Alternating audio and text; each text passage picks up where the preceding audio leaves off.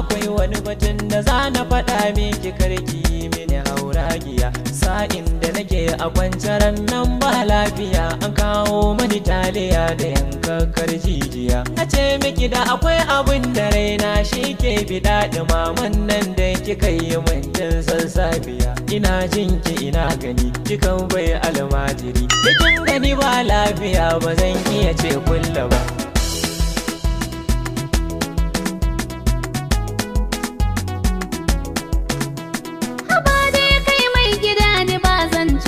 Ka ba. To in ba cuta kika yi ne ya bari zan faɗa. Gani dai ba lafiya na yi maka kunun gyaɗa, sannan na yi maka taliya da dumamin da kake biɗa. Na ce maka gashi sai ka ce mun kai ba ka biɗa. Zafin ciwo ne yasa na ce ni ba na biɗa. To amma sai kin aje mini dan kin san fa zan ci ba, wai kin sadaka wa almajiri naki ba.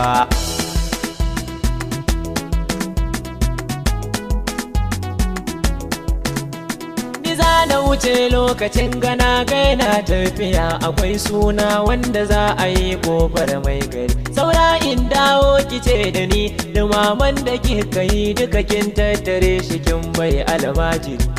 Ni zan adana in ka dawo ka da shi, amma dai karkace maka da dai zan kyautar da shi. Kika ce za ki kyautar da shi, to kyautar mana in gani. In har kika kyautar da shi a bakin auren ki ne.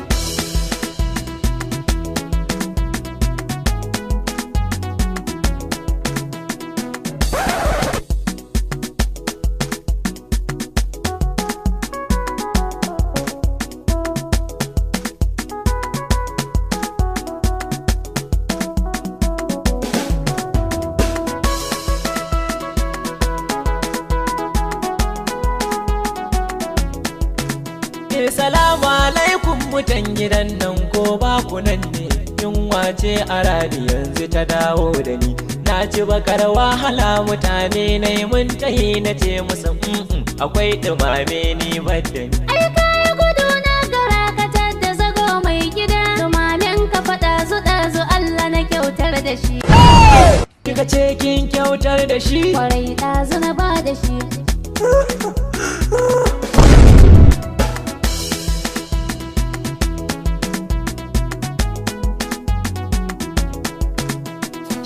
Kin kyautar da shi? Kwarai na kyautar da shi. Kushin kin kyautar da shi? Kwarai na bar maka shi. A ina kika ɓoye uwar gida na in san da shi? Na san ki akwai zolaya, nuna mini in ta da shi. Kamar ban manta ba a cikinsa da tantagwashi. Akwai wani ya jiya ina labarin da shi, ana sakar ya iso cikin gidan nan ya tarar da ni.